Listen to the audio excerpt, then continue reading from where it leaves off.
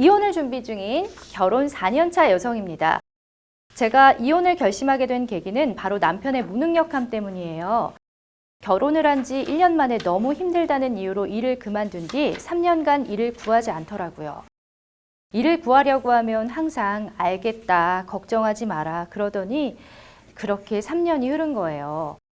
저는 더 이상 이렇게 무책임한 남자 살고 싶지 않아요. 그런데 재살 분할에 대해서는 동의를 다 했는데 양육권을 계속해서 주장하고 있습니다. 아이를 절대 포기할 수 없다고 해서 결국 이대로 그냥 살아야 하나 싶은 생각까지 드는데요. 하지만 절대 그러고 싶지 않아요. 현재 저희 아이는 4살로 부모의 양육이 중요한 상태입니다. 남편이 양육권을 포기하지 않을 경우 저는 어떻게 해야 하나요? 라고 사연 보내주셨습니다. 네, 앞의 내용이 살짝 잘렸죠. 자, 사연인 같은 경우에는 현재 경제력이 없는 남편과 이혼을 결정한 상태인데요. 재산 분할에는 좀 문제가 없는데 양육권으로 현재 의견 차이가 있는 상태입니다. 경제력이 현재 사연인이 아내분께 있는 건데 이럴 경우에 보통 양육권은 어떤 쪽이 유리하게 되나요, 최 변호사님? 네, 사실 저도 이런 사연을 들으면 아이를 키우는 엄마로서 너무 안타깝고 그런 부분들이 있습니다. 그 이혼을 하는 경우에는 이제 부부가 합의해서 양육에 관한 사항을 결정을 하게 되는데요. 네. 만약에 그 부부 사이에서 합의할 수 없거나 합의가 이루어지지 않는 경우에는 그 법원이 직권으로 혹은 당사자의 청구에 따라서 양육에 관한 사항을 결정을 하게 됩니다. 그 내용은 이제 양육자의 결정, 양육 비용의 부담, 면접 교섭권의 행사 여부나 그 방법을 결정하게 되는 것이지요. 근데 그 법원은 그 양육자를 결정을 할 때 자녀의 성별과 의사, 그리고 자녀에 대한 부모의 애정과 양육 의사, 경제적 능력, 자녀와 부모의 친밀도, 자녀의 의사 등 모든 요소 등을 종합적으로 고려를 해서 판단을 하게 됩니다. 즉 자녀의 그 성장에 가장 도움이 되는 방향으로 그 자녀의 복리를 최우선적으로 양육권자를 결정을 하게 되는 것이죠. 그래서 자녀의 성장과 복지에 있어서 가장 적합한 환경이라고 판단되는 쪽으로 결정을 하게 됩니다. 아, 그렇군요. 이 양육권 같은 걸 이게 가져오게 되면 매달 양육비를 받게 되잖아요. 근데 이 양육비 책정 기준 같은 경우는 어떻게 되는지 궁금하네요. 양육비 책정은 원칙적으로는 각 재판부에서 정해져 있는데요. 네.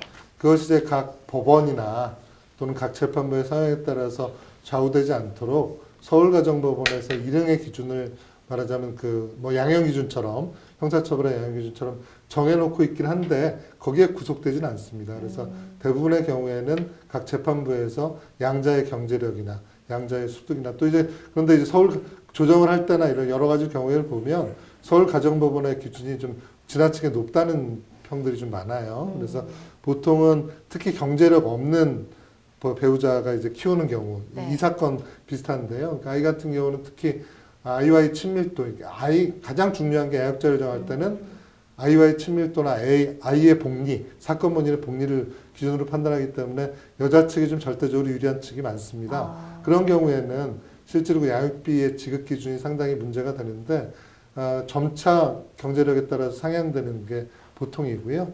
보통 일응의 기준은 보통은 저희 인천지방법원 같은 경우는 50만 원 선에서 이루어지는데 네. 사실은 양육비의 2분의 1이기 때문에 100만 원 중에 50만 원인데 그것보다는 이제 경제력이 높은 경우, 예를 들면 아버지가 대기업 임원이거나 변호사인 경우, 이런 경우는 좀 더 금액이 틀려지죠.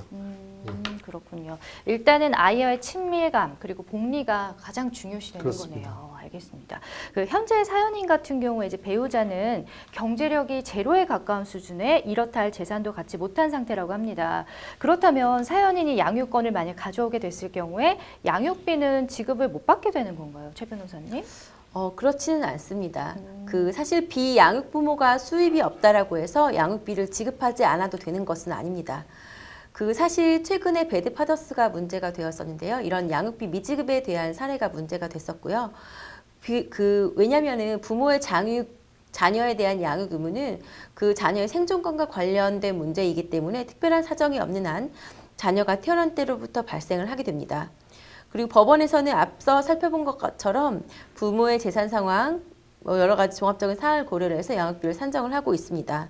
그래서 양육비 산정 기준표에는 소득과 재산이 없는 무자력인 경우에도 부모는 자녀에게 부모로서 부담해야 하는 최소한의 양육비를 정하고 있습니다. 그래서 부모가 현재 소득이 없다고 하더라도 최소한의 자녀 양육비에 대해서는 꼭 부담을 해야 됩니다. 그래서 만약에 그 부모가 자녀에게 양육비를 지급하지 않았을 경우에는 그 양육비에 대해서 이행명령 신청을 할 수 있고, 그 이행명령 신청이 있음에도 불구하고 그 여전히 양육비를 주지 않게 되면은 이제 과태료나 감치에 처하게 됩니다. 아, 그렇군요. 그럼 어떻게 해서든 뭐 일을 하든 뭘 해서 마련을 해서 꼭 네, 양육비는 정말 말씀드린 것처럼 자녀의 생존권에 관련된 문제이기 때문에 부모로서 자녀에게 꼭 지급해 주셔야 되는 문제라고 생각합니다. 네, 맞습니다. 보면요, 사연인의 아이가 아직 어리긴 하지만 자신의 의사표현은 어느 정도 할 수 있는 지금 4세거든요. 부모의 의견이 아닌 혹시 아이가 나를 양육해줄 대상을 직접 정하는 것, 이것이 현행법상 가능한가요? 사연처럼 4살 어린이는 좀 불가능할 것 같고요. 왜냐하면 4살 어린이 같은 경우는 뭐 의사 표현을 이혼이라는 것도 잘 모르고 예. 아빠가 좋아 엄마가 좋아해서 택할 수 있는 것도 아니고요. 네. 그러니까 그거는 이제 그 사건 본인 아이를 이제 사건 본이라고 지칭하는데요. 사건 본인의 어떤 종합적인 사정, 예를 들면 이 친구가 뭐 여러 가지 누가 키우는 것이 더 적합할지, 그래서 되게 어머니가 되게 유리한 게 사실이고요. 단지 이제 본인이 한 16, 17 정도가 되면 누구와 살기를 원할지 여부에 대해서 본인의 의견을 듣는 것은 가능하죠. 물론 그것이 절대적 기준은 아니고요. 그 한 여러 가지 그 요소 중에 하나로 판사가 결정하는 데 기준이 될 수 있습니다. 그래서 직접 판사가 의견을 물을 수도 있고요. 출석해서 의견을 물을 수도 있지만 사실은 그 민감한 그 사춘기 아이들에게 그 의견을 묻는 것도 사실은 좀 적절하진 않아서 본인이 뭐 제출하거나 본인이 스스로 출석해서 진술하겠다라는 게 없으면 이제 통상 이제 기술적으로 맨 처음에 법원에 보내긴 해요. 네. 보내긴 하지만 그거에 대해서 이제 의무적으로 출석하고 그러진 않습니다. 그러니까 그건 선택의 내용이고요.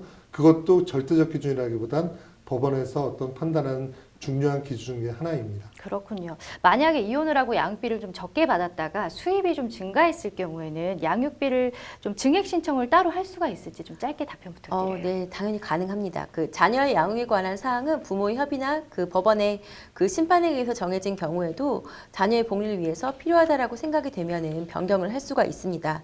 왜냐면은 그 복리에 부합하지 못했던 사정이 있을 수도 있고, 또 세월이 흘러가지고 처음에 그 협의나 심판이 적절하지 않을 수가 있기 때문에 모두 변경 사유가 되고요. 그리고 또 질문하셨던 내용과 같이 과거의 양육비도 청구를 할 수가 있습니다. 부모의 자녀 양육 의무는 자녀가 출생할 때부터 발생한 것이기 때문에 과거의 양육비에 대해서도 분담하는 것이 상당할 경우에는 그 비용을 청구할 수가 있습니다. 네. 알겠습니다. 자, 이렇게 해서 두 분의 변호사님과 함께 법률방송 홈페이지 통해서 들어온 내용도 알아봤습니다.